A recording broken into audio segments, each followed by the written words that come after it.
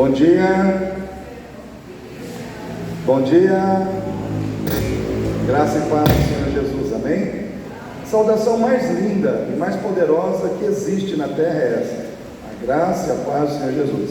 Se nós fôssemos assembleianos, a paz do Senhor. Enfim, cada denominação tem a sua maneira de saudar, né? Então nós, batistas, aprendemos que temos que exaltar a graça e a paz do Senhor Jesus na nossa exaltação. Queridos, preste atenção no que eu vou falar aqui para você. A vida que Deus te deu, ela é cheia de situações emblemáticas, né? E se a gente parar para analisar a vida, você já parou para analisar a vida? Eu parei para analisar a vida num aspecto interessante, e eu entendi que a vida, dentro desse aspecto que eu parei para analisar, ela é uma dinâmica constante de trocar de lugar com o outro. A vida muitas vezes é uma dinâmica constante de trocar de lugar com o outro. Quem já foi visitar alguém no hospital? Mas tem momentos em que você será visitado no hospital, sim ou não? Existem momentos que você vai ser a pessoa que vai visitar alguém que está hospitalizado, que está doente, precisa de uma palavra de consolo. Mas às vezes pode existir um momento em que você será o visitado, aquela pessoa que vai ser visitado por alguém porque você vai estar doente. Esses momentos em que nós vamos passar numa rua e vamos ver um carro batido, duas pessoas no trânsito discutindo por causa daquela batida e tal. Mas existem momentos que você será a pessoa que estará lá no trânsito com o carro batido. Existem momentos em que alguém vai bater na traseira do seu carro e você vai falar: estou certo. Mas existem momentos em que você vai bater na traseira do carro de alguém e aí você vai falar: estou errado. Existem momentos em que você vai sentir no direito de corrigir alguém que errou, e faz parte da vida. Às vezes nós temos que corrigir, né? Às vezes nos sentimos no direito de corrigir, e a questão não é corrigir, a questão muitas vezes é como corrigir. Se você corrige em amor, com respeito, né, a pessoa vai receber muito bem aquela correção.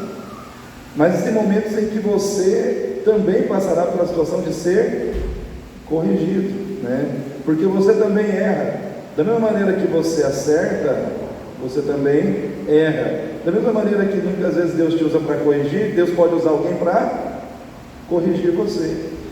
E aí muitas vezes é aí que Deus vai avaliar o teu grau de humildade, né? Humilde é aquele que ouve a correção, avalia, pondera, né? E se a pessoa que está corrigindo está correta, você aceita e muda, melhora. Então tudo isso faz parte do nosso aperfeiçoamento aqui na terra. Por isso a Bíblia diz aqui em Mateus 7, capítulo 7, versículo 1: não julgueis, para que não sejais julgados, porque com o juízo com que julgardes sereis julgados, e com a medida com que tiverdes medido, vos medirão também. E por que tu reparas no argueiro que está no olho do teu irmão, e não vê a trave que está no teu olho? Ou como dirás ao teu irmão: deixa-me tirar o argueiro do teu olho, e eis uma trave no teu olho? Então aqui esse texto nos mostra que nós precisamos tratar o outro com igualdade, né? A graça de Deus, irmãos, ela é maravilhosa porque ela nos nivelou a todos debaixo de uma condição onde nós não podemos nos exaltar sobre o outro. Por quê? Porque dentro da graça não existe mais mérito ou menos mérito. Dentro da graça existe o amor de Deus e a aceitação de Deus, que é igual para todos, independente da falta de mérito ou do mérito que o outro tenha.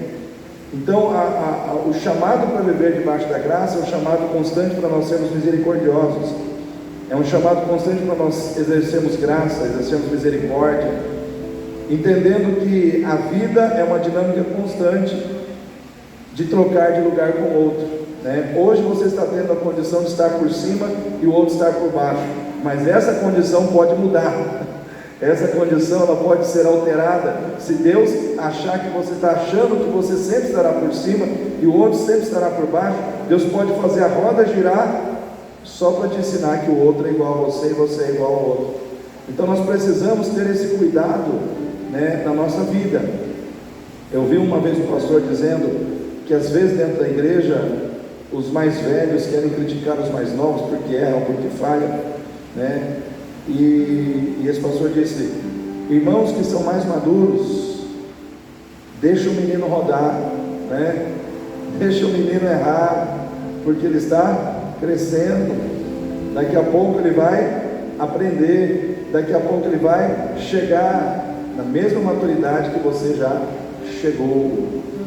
Então é melhor que ele esteja na casa de Deus errando, mas tendo a oportunidade de aceitar, do que ele saia para o mundo e aí ele se perca de vez. Então a igreja ela precisa ser um lugar de acolhimento, de compreensão, né, onde nós demonstramos para o próximo aquilo que nós recebemos de Deus. Se Deus fosse nos excluir da vida dele todas as vezes que nós errássemos, será que nós estaríamos com Deus hoje? Irmãos, Deus é muito misericordioso, né? Deus é muito paciente, mas nós também não podemos colocar no nosso coração, ou deixar crescer no nosso coração, a imagem só de um Deus paciente, de um Deus benigno, de um Deus amoroso. Porque se nós, aí eu entro na teologia moderna dos dias atuais, que só prega um Deus de amor, um Deus de bondade, um Deus de benignidade, isso gera em nós uma visão infantil de ser cristão. Sabe aquele cristão que não assume responsabilidade, que não assume compromisso, que nunca cresce, porque ele se acostumou que Deus sempre vai carregar ele? Então nós precisamos também ter o cuidado de não deixar os extremos nos confundir em relação ao propósito da nossa fé. Então precisamos entender que o nosso Deus ele é bondoso, ele é amoroso, ele é acolhedor, mas ele também é um Deus exigente, que quer o nosso crescimento, que quer o nosso desenvolvimento, que quer que a gente amadureça, né? Maturidade é o caminho e o resultado do crescimento. Quando nós valorizamos a maturidade, entendemos que ser maduro é melhor do que ser imaturo.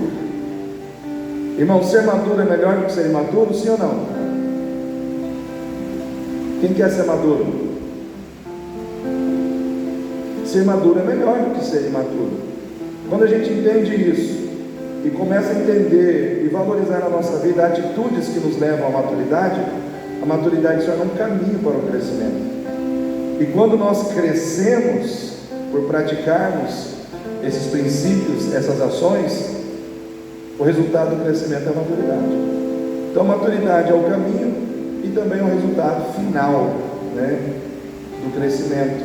Então nós temos que crescer cada dia e cada dia mais, procurando exercitar o amor, procurando exercitar, irmãos, a palavra, em obediência à palavra de Deus. Por quê? Porque essa palavra é a bússola, é ela que deve ser o norte, é ela que deve ser aquilo que direciona os nossos passos.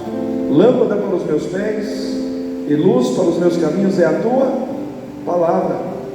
Em meio à escuridão moral, ética e espiritual que nós vivemos hoje, a palavra de Deus é a luz, é ela que ilumina o caminho que nós precisamos trilhar, é ela que traz o esclarecimento sobre tudo aquilo que está encoberto, sobre tudo aquilo que está oculto ao nosso entendimento, é ela que nos revela as verdades que nós precisamos viver.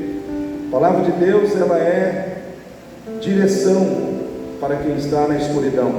A palavra de Deus também, irmãos, ela é o conteúdo que vai gerar em nós um coração espiritual, né?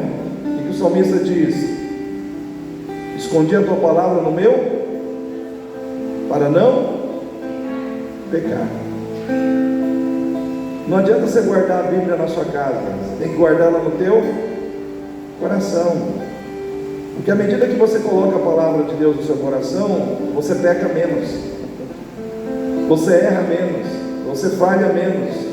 Por quê? Porque ela vai te corrigindo, ela vai te norteando, né? E ela vai te dando um coração mais espiritualizado, um coração mais espiritual, mais propício a servir a Deus. A palavra de Deus também é alimento, que fortalece o nosso espírito. Nem só de pão viverá, mas de toda a palavra que sai da boca de Deus. Então, quando a gente se alimenta da palavra, a gente se fortalece espiritualmente.